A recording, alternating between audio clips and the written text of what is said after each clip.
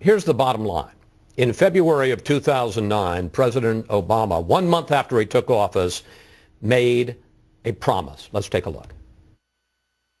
Today, I'm pledging to cut the deficit we inherited by half by the end of my first term in office.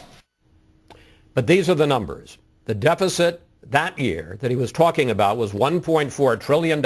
In your new budget, you project the deficit for 2012, the end of the president's term, will be $1.3 trillion. Mr. Liu, the president isn't close to keeping his promise to cut the deficit in half.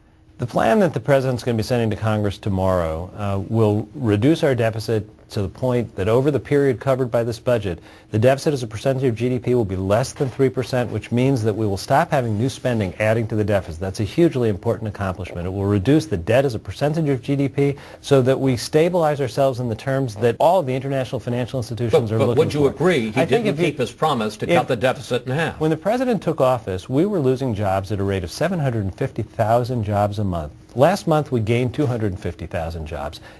That means that we had to take a lot of action in the Recovery Act. It means that the economy was softer than anyone knew at the time, and we had less revenue coming in.